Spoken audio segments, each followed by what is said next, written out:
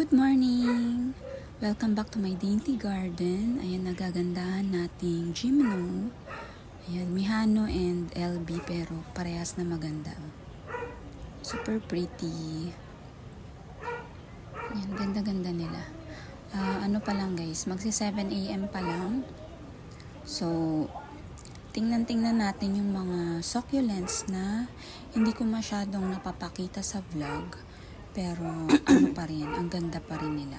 So, tingnan natin sa labas. May bisita dito guys, tingnan nyo. Diyan siya natulog oh. Ayan oh. Buti lang hindi hinigaan yung mga succulents ko. Talaga yung mga frogs. Tingnan nyo tong mga compat ko na mix-mix na to guys. Si cheesecake, may Aron Peanut True Leaves dyan, tsaka Tito Buns. Ayan oh. Yan, itong ating crab cactus, ayan, bihira ko rin ito mapakita. Pero nabili ko to last year lang, mga July, sa Pre-Janes. Ayan, ang ganda niya din and ang bait. Ayan o, parang crab naman talaga yung kanyang leaves. Ayan, and akala ko magfa-flower to sa December, pero hindi siya nag-flower sa akin. Ayan, ang flat lang ng leaves niya. Yan. And ayan, pag nag-propagate, ikakat lang yan. Yan, mga yan. Yung dugtungan na yan. Cut, tapos tusok, ganun. Pero hindi ko pa na-try i-propagate to, guys. Siguro next time, i-try ko. And itong katabi niya, hindi ko rin napapakita si Choco Soldier na very cute. And lush na siya kasi ang ginagawa ko noon is cut, tapos tusok. Ayan, mabait din kasi to guys. Ayan o. Ayan, mapapansin nyo, etiolated yung ilalim. Kasi nasa loob to dati. Tapos itong top niya, ayan.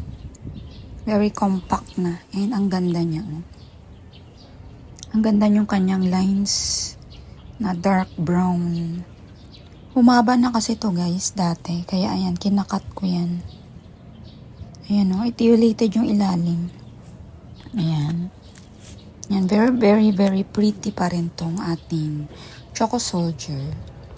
Itong RZ natin, bihira ko rin to ipakita kasi most of the time pangit siya tingnan guys. Gumaganda siya pag lumalamig na. And ngayong April na, maganda pa rin siya ngayon. Ayan o. Chubby pa rin siya and nagre-red yung kanyang tip. Yun guys, si ano yun Super Balm. Yan yung Super Balm na nabali. Tinusok ko lang siya dyan. Ayan si RZ. Kamukha yan guys ni avocado cream. Ayan. Ayan. Ang ganda pa rin naman niya. Ganda niya ngayon. And etong Bainesi ko. Ayan. Hindi ko rin to napapakita. Etong Bainesi ko noon. 3 heads to guys dati. Yung pinakamalaki nito is binigay ko. And ayan yung mga pops na tumubo. Ayan. Maliliit. Ewan ko, bumagal yung ano niya ngayon, yung laki niya ngayon. Yan, pero ang ganda rin ito ni Bainesi. Thick yung leaves niya. Yan, parang mukha siyang Purple Delight, pero hindi. Matataba yung leaves niyan. Yan, mabait din to guys, si Bainesi. And yung panda ears ko, ay hindi lahat to panda ears. Yan yung mga panda ears, yan. Ayan, panda ears. Etong gitna is si black tie. Yan, yung black tie ko is 2 heads yan. Ayan yung isa dyan. And yung top cut nito is pinamigay ko last year noong birthday ko, yung nag-plant giveaway ako. Ayan, napaka cute. Ayan, ang cute din ni black tie. Black na black yung kanyang lines. Ayan, mababait to guys na yung mabalahibong succulents. Ang hindi mabait sa akin yung si Bear's Paw. Ano siya? Walang kulay. And nalusaw siya nung nagpagawa ako ng bulo. Ayan. Si Mini Bell. Tingnan yung Mini Bell ko anong nangyari. Lash to guys kasi ginawa ko. Kinakat ko siya tas tusok. Di ko alam baka kinukuha ng ibon. Ayan, kumonti sila Pero ang ganda ni Mini Bell ngayon. Napakaganda niyang kanyang pagka-red. Ayan o, sun-stressed siya. Kahit may bubong pa rin dito na part guys ha. Yan, sobrang ganda niya o. Yung ating mini bell. Yan, ano pa ba yung mga...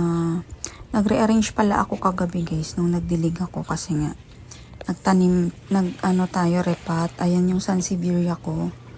Diyan ko nilagay. Tapos yung isa is si Stricta andito. Ayan. Ito dapat lalagay ko eh. Yung agave na to. Kaya lang, maano na yung ugat niyan.